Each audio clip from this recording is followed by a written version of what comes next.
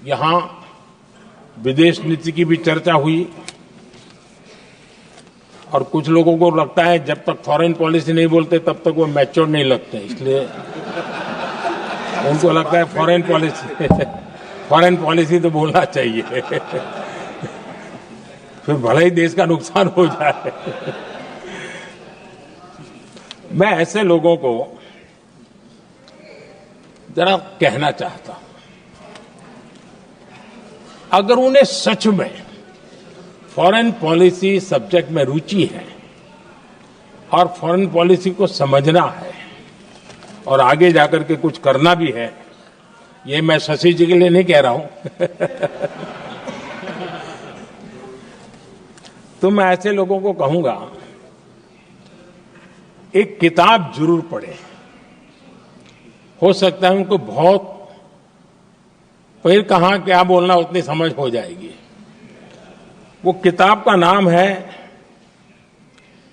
JFK's forgotten crisis. JF Kennedy की बात है। JFK's फॉरगॉटन क्राइसिस नाम की किताब है। ये किताब एक प्रसिद्ध फॉरेन पॉलिसी स्कॉलर ने लिखी है और इसमें महत्वपूर्ण घटनाओं का जिक्र है। इस किताब में भारत के पहले प्रधानमंत्री और वो विदेश नीति को भी नेतृत्व करते थे। इस किताब में पंडित नेहरू और अमेरिका के तब के राष्ट्रपति जॉन एफ कैनेडी के बीच हुई चर्चाओं और निर्णयों का भी विस्तार से वर्णन है। जब देश ढेर सारी चुनौतियों का सामना कर रहा था, तब विदेश नीति के नाम पर क्या खेल हो रहा था, उस किताब के माध्यम से सामने आ रहा है। और इसलिए मैं कहूंगा कि जरा ये किताब पढ़िए। आदरणीय अध्यक्ष जी, गोरा है अब मत बोलो।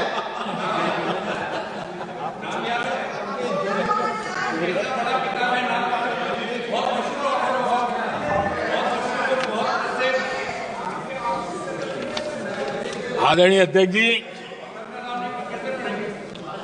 राष्ट्रपति जी के अभिभाषण के बाद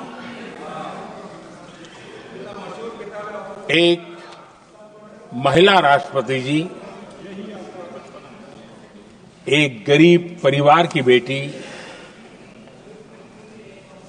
उनका सम्मान न कर सके, आपकी मर्जी, लेकिन क्या क्या कहकर उनको अपमानित किया जा रहा है।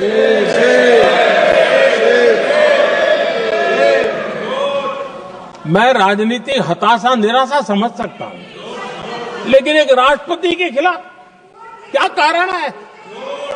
क्या कारण है?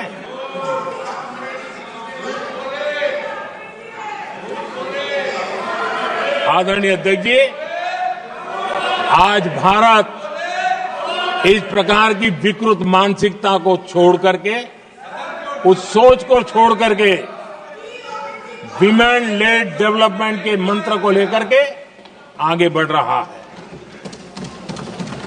अगर आधी आबादी उसको अगर पूरा अवसर मिले तो भारत 2 गुनी रफ्तार से आगे बढ़ सकता है, और ये मेरा विश्वास है। 25 साल से इस क्षेत्र में काम करने के बाद मेरा विश्वास और दृढ़ हुआ है। आदरणीय अध्यक्ष जी, पिछले 10 साल में सेल्फ हेल्प ग्रुप्स अब तक 10 करोड़ नई महिलाएं एसएचजी में जुड़ी है, और ये महिलाएं वंचित परिवारों से, ग्रामीण बैकग्राउंड से, समाज के अंतिम पायदान पर बैठी इन महिलाओं का सामर्थ्य बढ़ा उनका सामाजिक स्तर भी ऊपर उठा और सरकार ने इनकी मदद 20 लाख रुपए तक बढ़ा दी है ताकि वो इस काम को आगे बढ़ा सके। उनकी कार्यक्षमता बढ़े, उसका स्केल बढ़े, उस दिशा में हम प्रयास कर रहे हैं और उसका आज ग्रामीण अर्थव्यवस्था पर बहुत ही सकारात्मक प्रभाव हो रहा है। आदरणीय अध्यक्ष जी, राष्ट्रपति जी ने अपने अभिभाषण में लखपति दीदी अभियान की चर्चा की है। हमारी नई सरकार तीसरी बार बनने के बाद अब तक जो जानकारियां रजिस्टर हुई है उस हिसाब से 50 लाख से ज्यादा लखपति दीदी की जानकारी हम तक पहुंची है और जब से मैंने इस योजना को आगे बढ़ाया है अब तक करीब करीब 1.25 करोड़ महिलाएं लखपति दीदी बनी हैं और हमारा लक्ष्य है कि हम 3 करोड़ महिलाओं को लखपति दीदी बनाएंगे और इसके लिए आर्थिक कार्यक्रमों का बल दिया जाएगा।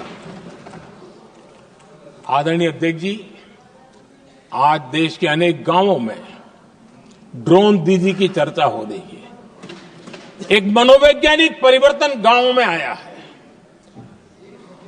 महिला के हाथ में ड्रोन चलाते हुए देख के गांव के लोगों का महिला के प्रति देखने का नजरिया बदल रहा है और आज नमो ड्रोन दीदी खेतों में काम कर करके लाखों रुपया कमाने लगी हैं।